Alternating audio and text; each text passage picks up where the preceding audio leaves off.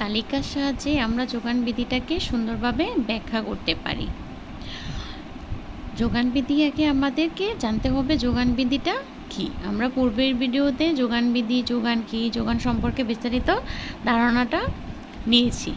এখন আমরা জানব যোগান বিধিটা তালিকার সাহায্যে কিভাবে প্রকাশ করা যায়।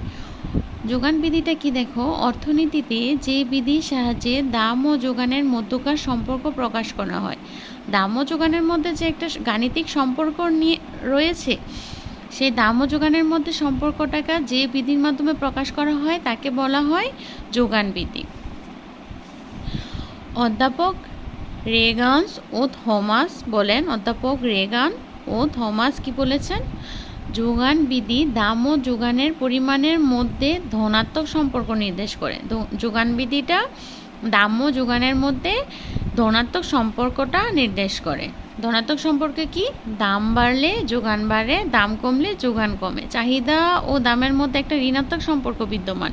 চাহিদা বাড়লে দাম কমে, দাম কমলে চাহিদা বাড়ে, দাম বাড়লে চাহিদাটা কমে যায়। কিন্তু যোগান বিধিতে ধনাত্মক সম্পর্ক। যোগান বিধিতে কি বলা হয়েছে? যোগান বিধিতে দাম ও যোগানের পরিমাণের মধ্যে ধনাত্মক সম্পর্ক নির্দেশ করে। দাম বাড়লে যোগান বাড়ে, দাম কমলে যোগান কমে। উদ্যোক্তা কোনো দ্রব্যের দাম বৃদ্ধি পেলে সেই দ্রব্য বেশি বেশি উৎপাদন করতে উৎসাহিত হয়ে থাকে। সেজন্য দাম যখন বৃদ্ধি পায়, যোগানের পরিমাণটাও বৃদ্ধি পায়। যোগান বিধি বিশ্লেষণ করলে আমরা কি তিনটি বৈশিষ্ট্য পাই? যোগান বিধি বিশ্লেষণ করলে আমরা তিনটি বৈশিষ্ট্য পাই। তিনটি বৈশিষ্ট্য হলো কি? যোগান ও দামের সম্পর্ক অনুকূল, অর্থাৎ দাম ও যোগানের মধ্যে যে সম্পর্কটা সেটা অনুকূল সম্পর্ক। অনুকূল, চাহিদা ও যোগানের মধ্যে ছিল আমাদের প্রতিকূল সম্পর্ক, কিন্তু যোগান ও দামের মধ্যে আমাদের একটা অনুকূল সম্পর্ক বিদ্যমান। সম্পর্কটা কি? দাম বাড়লে যোগান বাড়ে, দাম কমলে যোগান কমে। দাম ও যোগানের মধ্যকার সম্পর্কটা একদিকে প্রবাহিত হয়, অর্থাৎ দাম ও যোগানের মধ্যে ধনাত্মক সম্পর্ক বিদ্যমান। দ্বিতীয় নাম্বারটা হচ্ছে যোগানের নিয়ম চাহিদার নিয়মের বিপরীত। আমরা যেটা বলেছিলাম, যোগানের নিয়ম চাহিদার নিয়মের বিপরীত। চাহিদার নিয়মটা কি হলো? চাহিদার নিয়মটা হলো দাম বাড়লে চাহিদাটা কমে যায়। কোনো দ্রব্যের দাম যখন বেড়ে যায় তখন ক্রেতা সেই দ্রব্যের চাহিদা কমিয়ে অন্য দ্রব্য ব্যবহার শুরু করে। অর্থাৎ দাম বাড়লে চাহিদাটা কমে, আবার কোনো দ্রব্যের দাম কমলে চাহিদাটা বৃদ্ধি পায়। সেজন্য আর যোগানের দিকে কি হলো? যোগানের দিকে হচ্ছে দ্রব্যের দাম বাড়লে যোগান বৃদ্ধি পায়। উদ্যোক্তা দ্রব্য সামগ্রী উৎপাদন করতে উৎসাহিত হয়। আর দ্রব্যের দাম যখন কমে যায় তখন উদ্যোক্তা সেই দ্রব্যটা, মানে সস্তা দামের যে দ্রব্যটার দাম আরও কমে গেছে, সেই দ্রব্যটা উৎপাদন করতে নিরুৎসাহিত হয়। অর্থাৎ দাম বাড়লে দ্রব্যের যোগান বাড়ে, আবার দাম কমলে দ্রব্যের যোগান কমে। দাম ও চাহিদার মধ্যে একটি ক্রিয়াগত ধনাত্মক সম্পর্ক বিদ্যমান। আবার 3 নম্বরটা হচ্ছে অন্যান্য বিষয় অপরিবর্তিত থাকলে যোগান বিধি কার্যকর হয়। অন্যান্য বিষয় অপরিবর্তিত থাকতে হবে। যোগান বিধিটা কার্যকর হওয়ার জন্য আমাদের কি করতে হবে? অন্যান্য বিষয়গুলো অপরিবর্তিত থাকতে হবে। অন্যান্য বিষয় সম্পর্কে আমরা আগে ধারণা নিয়েছিলাম। বলতে অন্যান্য বিষয় বলতে কি বুঝিয়েছিল আমাদের যোগান বিধিতে? অন্যান্য অবস্থা অপরিবর্তিত বলতে দ্রব্যের দাম, কর, ভর্তুকি, উপকরণের দাম, প্রাকৃতিক অবস্থা, কারিগরি কৌশল ইত্যাদি হচ্ছে, এগুলি হচ্ছে আমাদের অন্যান্য অবস্থা। এই অন্যান্য অবস্থাগুলো যখন আমাদের অপরিবর্তিত থাকে, এগুলো যখন স্টেবল অবস্থায় থাকে, দ্রব্যের দাম একেবারে হাই লেভেলে চলে যায়, করের পরিমাণ যদি অনেক বেশি না হয়, ভর্তুকি যদি অনেক বেশি পরিমাণে দিতে হয়, তাহলে এগুলি হচ্ছে অন্যান্য অবস্থা পরিবর্তনশীল। কিন্তু এই অন্যান্য অবস্থাটা অপরিবর্তিত থাকতে হবে। অন্যান্য অবস্থার দাম, কর, ভর্তুকি, উপকরণের দাম যদি অনেক থাকে তাহলে উদ্যোক্তা সেই দ্রব্য উৎপাদনে নিরুৎসাহিত হয়। সেজন্য এই অন্যান্য বিষয়গুলো অপরিবর্তিত থাকলে যোগান বিধি কার্যকর হয়। অর্থাৎ অন্যান্য বিষয়গুলো অপরিবর্তিত থাকলে যোগান বিধি কার্যকর হয়। যোগান বিধিতে বলা হয় কি? দাম বাড়লে দ্রব্যের যোগান বাড়ে, আবার দাম কমলে দ্রব্যের যোগান কমে।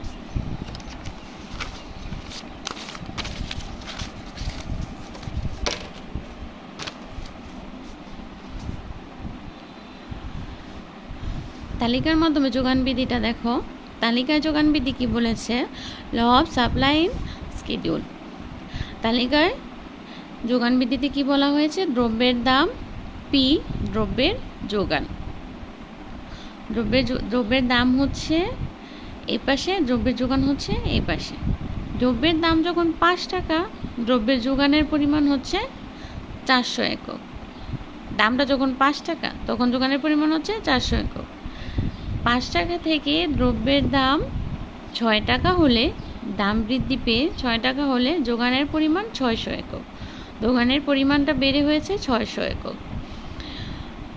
দ্রব্যের দাম যখন 6 টাকা, আগে 5 টাকা ছিল, তারপর 6 টাকায় আসছে 60 টাকায়। দ্রব্যের দাম যখন 60 টাকা, যোগানের পরিমাণ আরও বৃদ্ধি পেয়ে হয়েছে 800 একক।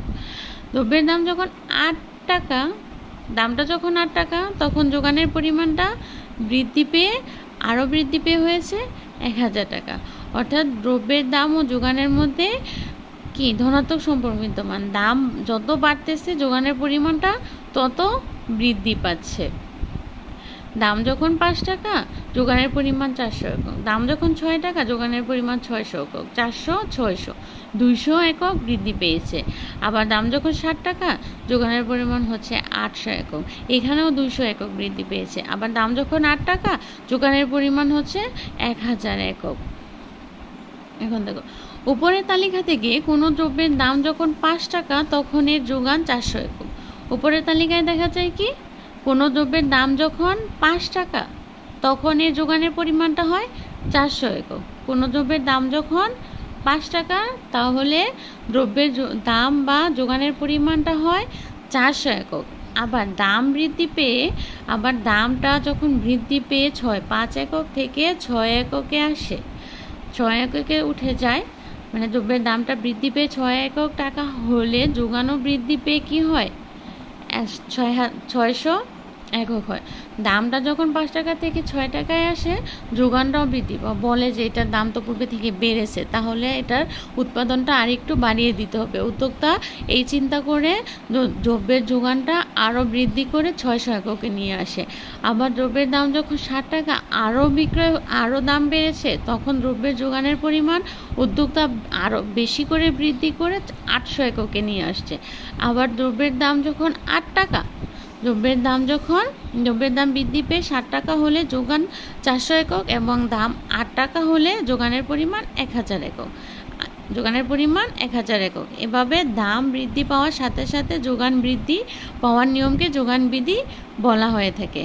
এভাবে কি বলছে? দ্রব্যের দাম বৃদ্ধির সাথে সাথে যোগান বৃদ্ধি পাওয়ার নিয়মকে যোগান বিধি বলা হয়। অর্থাৎ যে বিধিতে দ্রব্যের দাম ও যোগানের মধ্যে সমমুখী সম্পর্ক বা ক্রিয়াগত সম্পর্কটা প্রকাশ পায় তাকে যোগান বিধি বলা হয়।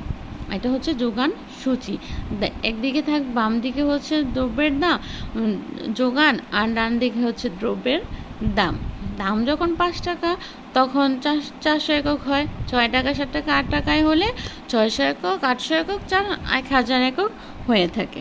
এ হচ্ছে আমাদের যোগান বিধি সম্পর্কে ধারণা।